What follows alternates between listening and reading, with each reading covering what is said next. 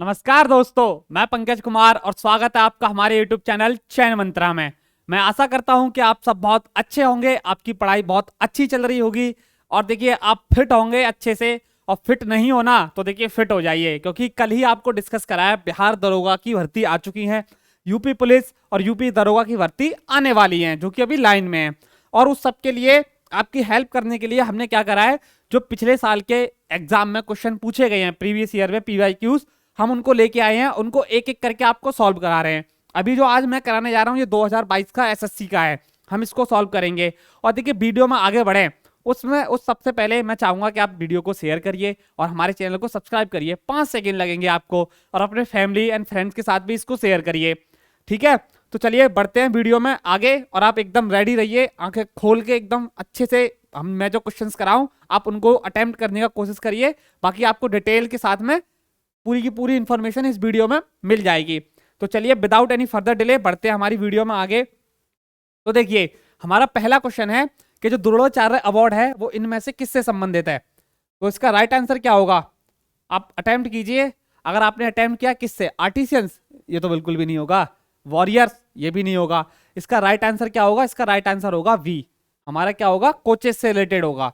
जो कोचेस होते हैं, outstanding coaches in sport end game, खेल और खेल के उत्कृष्ट कोचों को ये अवार्ड दिया जाता है। अच्छे से याद रखिएगा इसके बारे में, थोड़ा इसको सेट करेंगे, लेकिन आपको थोड़ा डिस्टर्ब लग रहा होगा।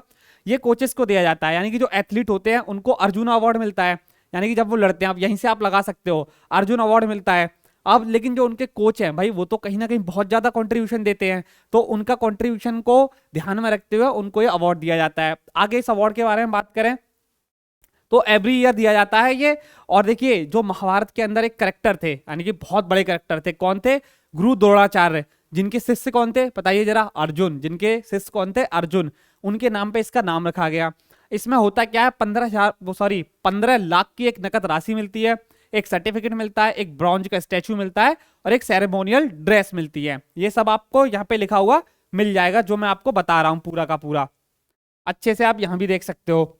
ठीक है, ये स्टैचू हो गया और उनके नाम पे लिया गया। Ministry of youth affairs and sports इसको ऑर्गेनाइज कराती है। दो और 1985 में पहली बार दिया गया था। और यहाँ पे आपको दिखेगा नहीं व्हाइट के ऊपर येलो पेन, मैं इसको रेडी कर लेता हूँ चलिए, या फिर हम ये वाला कलर कर लेते हैं। और 2022 में लास्ट दिया गया, 136 टोटल। और कौन है, बालचंद्र भास्कर को पहली बार दिया गया था, ये भी याद रखिएगा। और देखिए 2022 में किनको मिला है, ये आप अगर हिंदी में जानना चाहते हो तो पूरी आपको जो युवा मामले और खेल मंत्रालय द्वारा प्रतिवर्ष प्रदान किया जाता है, सारी चीज आपको यहाँ भी मिल जाएंगी।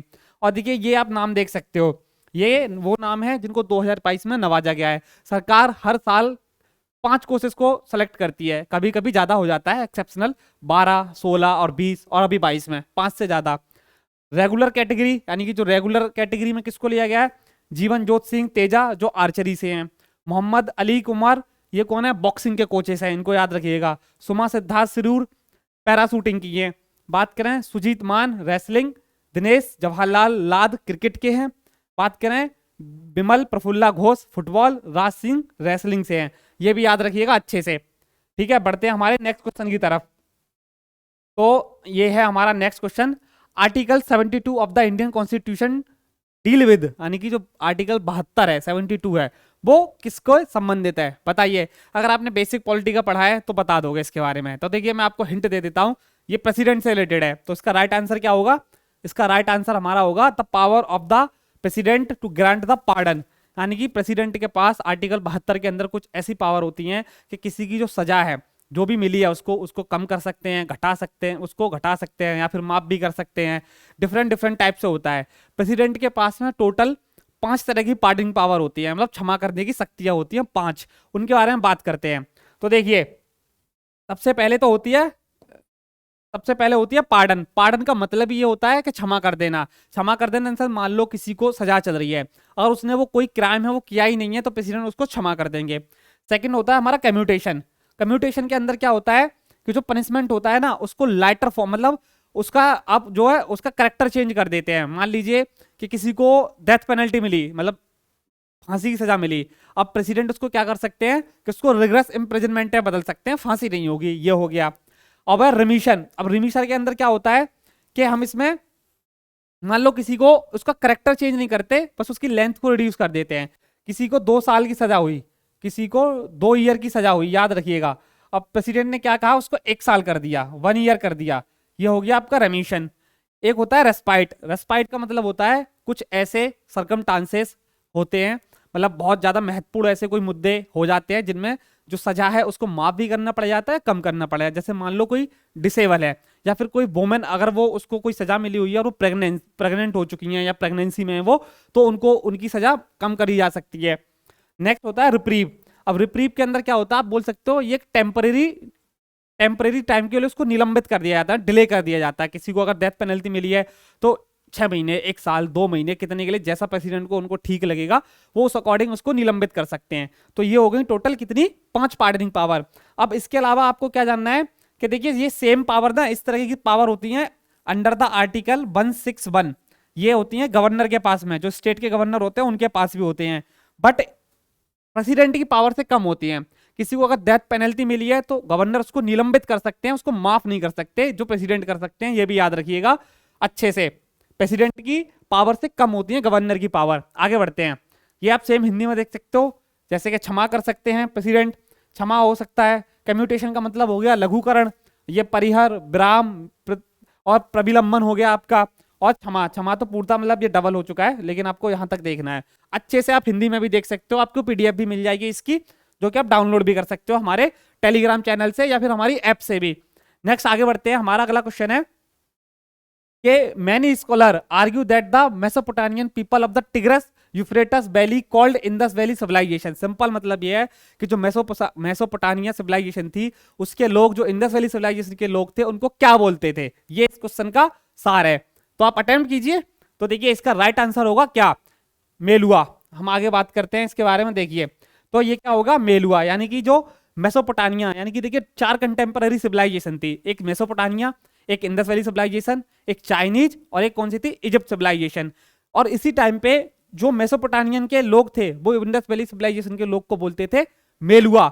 और हम क्या बोलते थे उनको, हम बोलते थे उनको सुमेरियन। अच्छे से याद रखिएगा, हम उनको सुमेरियन बोलते थे, मेसोपोटामिया के लोगों को, मेसोपोटामिया के लोगों को, अच्छे से याद रखिएगा इसको भी।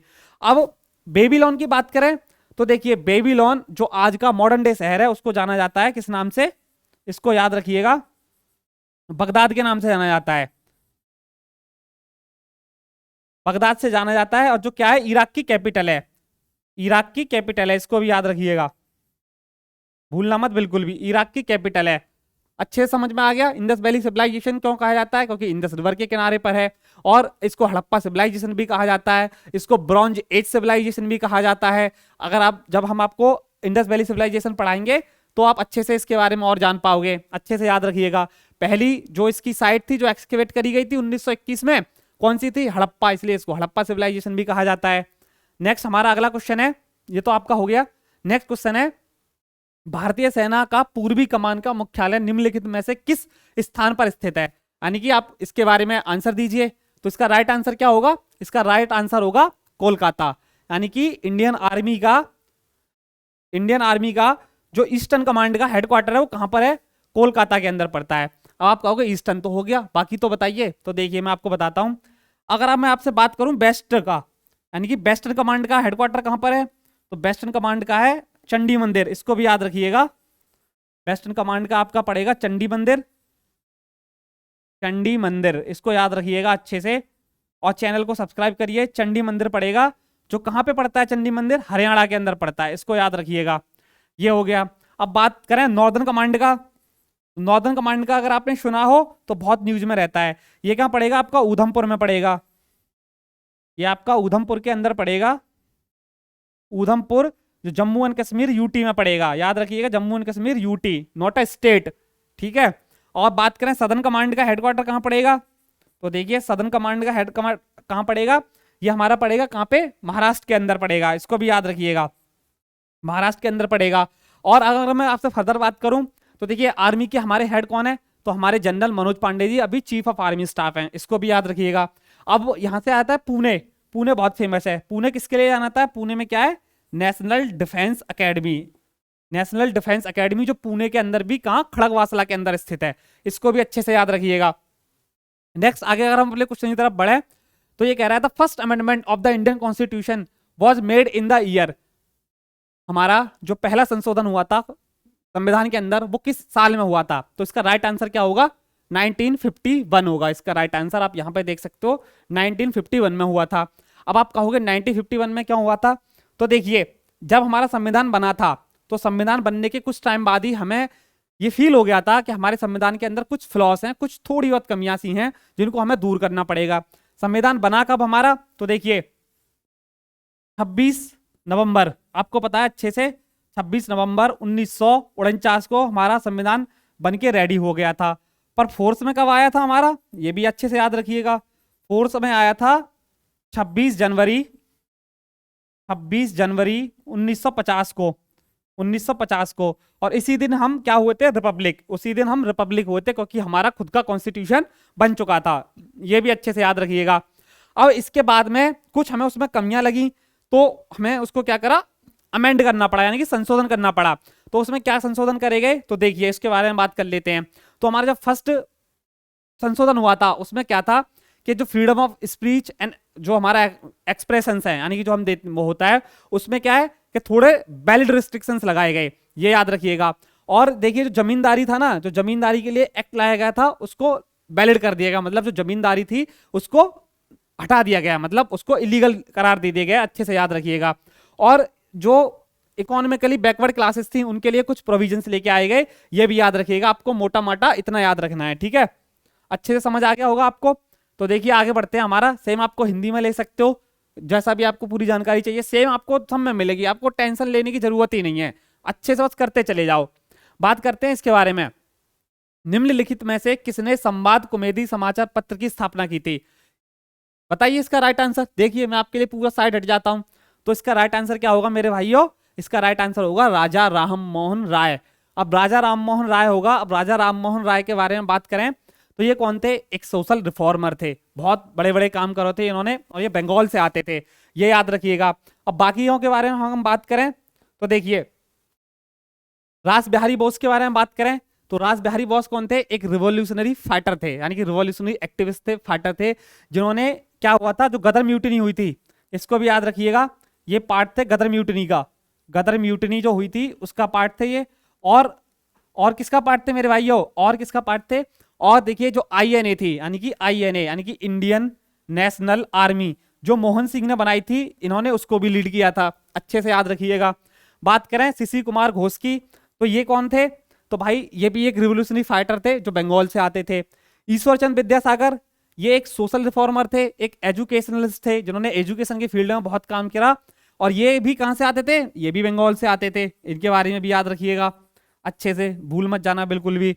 अब बात करते हैं ईश्वरचंद विद्यासागर। इनका ईश्वरचंद विद्यासागर हो गए राजा राममोहन राय के बारे में। तो राजा राममोहन राय को जाना जाता है जिन्होंने ब्रह्म समाज की स्थापना की थी 1928 के अंदर। ये आप देख सकते हो 1928 में ब्रह्म समाज की स्थापना की थी इन्होंने। अब ब्रह्म समाज था क्या? तो देखिए ब्रह्म समाज एक क्या था? रिलीजियस एंड एक सोशल रिफॉर्मिस्ट मूवमेंट था। कुछ रिलीजियस रिफॉर्म करे गए और कुछ सोशल रिफॉर्म करे गए उसके अंदर, ठीक है? और इनको जो राजा का उपाधि है ना, वो मुगल एम्परर अकबर टू ने दी थी, ये भी याद रखिएगा। और इन्होंने किसके लिए किस किस में काम किया? एडमिनिस्ट्रेशन में, पब्लिक सर्विसेज में काम किया, एजुकेशन के फील्ड में काम किया।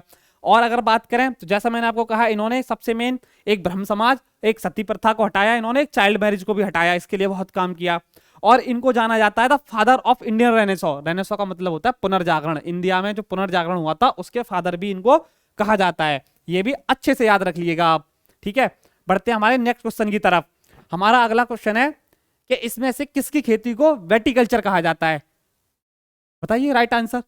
ये तो आपने पढ़ा होगा, नहीं पढ़ा तो चलिए हम बता देते हैं आपको। तो इसका राइट आंसर होगा जो अंगूर की खेती होती है उसको हम वेटिकल्चर बोलते हैं। ये देखिए हम बात करते हैं, ये रहा अंगूर की खेती को हम क्या बोलते हैं? वेटिकल्चर बोलते हैं। अच्छे से याद रखिएगा, अगर आपसे कभी भी क्वेश्चन पूछा जाता है तो बिल्कुल भी गलत मत करके आइएगा। अब बाकी की जो और हैं हम उनके बारे में बात कर लेते हैं। तो देखिए हॉर्टिकल्चर क्या होता है? हॉर्टिकल्चर में क्या होता है? वेजिटेबल्स, फ्लावर्स, इन सबको जो ग्रो किया जाता है उसको हम क्या बोलते हैं? वेजिटेबल हो गए, फ्रूट्स हो गए, फ्लावर हो गए, इनको हम हॉर्टिकल्चर बोलते हैं। अब बाल बोले किसकी? पैसिकल्चर की। तो पैसिकल्चर के अंदर क्या होता है? यानी कि जो फिश, यानी कि जो मछलियों का मछलियों को पालते हैं तालाब बना के। जैसे आप देखते हो कभी गाँव में जाओगे ना, बड़े बड़े तालाब बने होते हैं, उनमें मछलियों को पाला जाता है, तो उसको हम बोलते हैं पेसिकल्चर। सेरीकल्चर में क्या होता है, यानी कि जो सिल्क वॉर्म होता है, यानी कि सिल्क का जो कीड़ा होता है, उसको रेयरिंग करना, उसकी उससे सिल्क निकालने के पूरे प्रोसेस को हम क्या बोलते हैं, सेरीकल्चर बोलते हैं। ये भी अच्छे से याद रखिएगा। बढ़ते हैं हमारे नेक्स्ट क्वेश्चन की तरफ। तो हमारा नेक्स्ट क्वेश्चन है, अतिरिक्त जानकारी आप यहां से ले सकते हो, ठीक है, अच्छे से। मछली पालन हो गया, बागवानी हो गई, रेशम का उत्पादन कैसे किया जाता है, रेशम का उत्पादन, ठीक है, अच्छे से याद रखिएगा, इसको भी सेरीकल्चर के नाम से। अगला क्वेश्चन है हमारा, which of the following is the traditional bamboo dance of Mizos. अच्छे से याद रखिए। अब देखिए आपका ये डांस फॉर्म आ गया, डांस फॉर्म के ऊपर आपके लिए पूरी एक डेडिकेटेड वीडियो आने वाली है जिसमें सारे स्टेट्स के आपके डांस कवर करे जाएंगे। तो इसका राइट आंसर क्या होगा, इसका राइट आंसर होगा ऑप्शन सी, ठीक है। अब आगे अगर हम बात करें, ऑप्शन सी होगा। ये कहाँ का हो गया, मिजो का डांस हो गया, मिजोस का हो गया, इसको चिराव बोलते हैं। मोयासाई ये किसका हो गया भाई, ये नागालैंड का हो गया, इसको बिल्कुल मत भूलना। ये किसका हो गया, ये नागालैंड का हो गया आपका डांस फॉर्म, ठीक है, ये नागालैंड का हो गया। और बात करें उदोड़ो की, सेम इज नागालैंड। बात करें हम आलूएट्टू की, तो सेम नागालैंड। तीनों के तीनों कहाँ के हो गए, नागालैंड के हो गए, इसको भी अच्छे से याद रखिएगा। और अगर हम बात करें किसकी, हम बात करें चिराव की, तो ये क्या होता है, थोड़ा मैं आपके लिए पेन चेंज करता हूं, आपको इंप्रेशन अलग लगेगा। ये क्या होता है, एक ग्रुप डांस होता है। इसमें क्या होता है, ग्रुप डांस होता है, 8 से 10 लोग मिलके बम्बू के साथ मिलके क्या करते हैं, डांस करते हैं, यानी कि जो बांस होता है, ये भी याद रखिएगा, ग्रुप डांस होता है, अच्छे से याद रखिएगा इसके बारे में। और जो सारे डांस फॉर्म है आपके अभी कवर करा दिए जाएंगे, पूरी एक डेडिकेटेड वीडियो आएगी सारे डांस के ऊपर। नेक्स्ट हमारा क्वेश्चन है, the third battle of Panipat between the Maratha empire and Ahmad Shah Durrani जो हुई थी किस साल में हुई थी। इसका राइट आंसर क्या होगा, तो इसका राइट आंसर होगा क्या, बी। बी मत लगा देना, आपको भगवान माफ नहीं करेगा। एक तो होता है पाप, एक होता है घोर पाप, तो घोर पाप हो जाएगा अगर आपने बी लगा दिया। इसका राइट आंसर होगा सी, 1761 में हुई थी जो बैटल ऑफ पानीपत है, जो किस किस के बीच में हुई थी, आपके मराठा एम्पायर में हुई थी, और कहां पे किसके, और अहमद शाह दुरानी। और मराठा की तरफ से इसको कौन लीड कर रहे थे, सदाशिवराव भाऊ इसको लीड कर रहे थे, ये याद रखिएगा अच्छे से। अगर आ जाए आपसे तो पूछा जाए तो कौन लीड कर रहे थे इसको, सदाशिवराव। मैं यहाँ पे लिख देता हूं आपके लिए। अगर आपको मेरी राइटिंग अच्छी ना लगे ना तो आप मुझे बता सकते हो, मुझे क्रिटिसाइज कर सकते हो, ठीक है, क्योंकि इतनी अच्छी है नहीं, आपको विजुअल बस हो जाए उसके लिए इतना काम चल सकता है। सदाशिवराव भाऊ इसको कौन कर रहे थे, लीड मराठा की तरफ से। बात करें 1831 में क्या हुआ था, तो 1831 में इंडिया की फर्स्ट फीमेल जो टीचर्स थी उनका जन्म हुआ था। कौन थी, मुझे नीचे कमेंट सेक्शन में बताइए। 1771 में क्या हुआ था, तो 1771 में हुई थी बैटल एक, उसका नाम मुझे बताइए क्या होगा। तो देखिए 1700 बैटल में जो बैटल हुई थी वो मैसूर जो एम्पायर हुआ करता था उस टाइम पे, और जो ब्रिटिश आर्मी थी उसके बीच में हुई थी, ठीक है। और जो मैसूर एम्पायर है उसकी तरफ से उसको हैदर अली लीड कर रहे थे, ठीक है। देखिए आप सारी इंफॉर्मेशन यहां देख सकते हो कि जो हमारी 1731 में सावित्रीबाई फूले जो सतारा महाराष्ट्र से आती हैं उनका जन्म हुआ था, जो इंडिया की पहली फीमेल टीचर थी। अच्छे से याद रखिएगा इसके बारे में। बात करें 1771 में तो बैटल ऑफ पोलीलूर हुई थी। पोलीलूर जैसा मैंने कहा मैसूर ने और जो ईस्ट इंडिया कंपनी की आर्मी थी उन्होंने लड़ी थी, मैसूर की तरफ से हैदर अली लड़ रहे थे। और 1771 में थर्ड बैटल ऑफ पानीपत हुई थी, ये तो आपको अच्छे से पता ही है, मैं आपको पूरा बता ही चुका हूं, ठीक है। नेक्स्ट अगर हमारा अगला क्वेश्चन सेम हिंदी में देख सकते हो, भारत की पहली महिला शिक्षित जो थी सावित्रीबाई फूले का जन्म हुआ था, तीसरी पानीपत की लड़ाई हुई थी, ठीक है। पानीपत की लड़ाई अच्छे से याद रखना, भूल जाना मत, first battle, second battle, third battle अच्छे से। और आगे हम बात करें, हमारा जो क्वेश्चन है कि कौन सा साल था जिसमें Motilal Nehru chair the committee to prepare the constitution of India, कौन से साल में करी थी, या फिर इसको एक और फेमस नाम से जाना जाता है, मैं आपको आगे बताऊंगा। तो देखिए इसका राइट आंसर क्या है, 1944। 1944 नहीं है इसका आंसर, इसका राइट आंसर है 1928।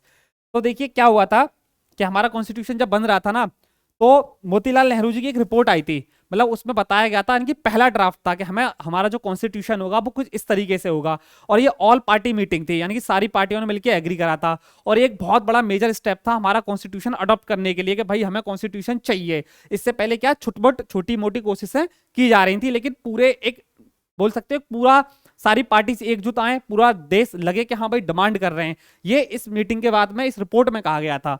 आगे तो देखिए मैं आपको आगे दिखाता हूं पूरी इंफॉर्मेशन, ये देखिए आप यहाँ पे, जैसा मैंने कहा आपसे कि क्या था 28 अगस्त 1928 को ये रिपोर्ट सबमिट करी गई थी मोतीलाल नेहरू के द्वारा। लखनऊ सेशन हुआ था, ऑल पार्टी सेशन था ये। और क्या था कि पहला मेजर अटेम्प्ट था इंडियन कॉन्स्टिट्यूशन को पाने के लिए या बनाने के लिए। ये डिमांड थी कि भाई हमें कॉन्स्टिट्यूशन चाहिए, और इसको नेहरू रिपोर्ट, नेहरू कमेटी के नाम से भी जाना जाता है। नेहरू कौन थे? जवाहरलाल नेहरू जी के फादर थे। ये जवाहरलाल नेहरू से कंफ्यूजन मत कर लेना इसको, ठीक है। और अगर हम आगे बात करें इसके बारे में, ठीक है, नेहरू रिपोर्ट थी, मोतीलाल नेहरू जी ने ये पेश करी थी। और ये हमारा था क्या, लास्ट क्वेश्चन। अगर आपको इसके बारे में हिंदी में इंफॉर्मेशन चाहिए तो आप यहाँ पे सारी इंफॉर्मेशन हिंदी में भी ले सकते हो। मैं आशा करता हूं कि आप सबको ये वीडियो अच्छी लगी होगी। अगर अच्छी लगे तो अपना फीडबैक नीचे कमेंट सेक्शन में देना मत भूलिएगा। और अगर आप जितने भी जो PYQs हुए हैं, अगर आप इनको लगा लोगे ना, तो आपके ये क्वेश्चन तो कहीं नहीं जा रहे, बाकी आप इनसे और भी क्वेश्चन को एलिमिनेट कर सकते हो, ये भी याद रखिएगा। तो आपसे मिलेंगे अब हम नेक्स्ट वीडियो में, तब तक के लिए आप अपना ध्यान रखिए एंड टेक केयर। धन्यवाद। जय हिंद, जय भारत।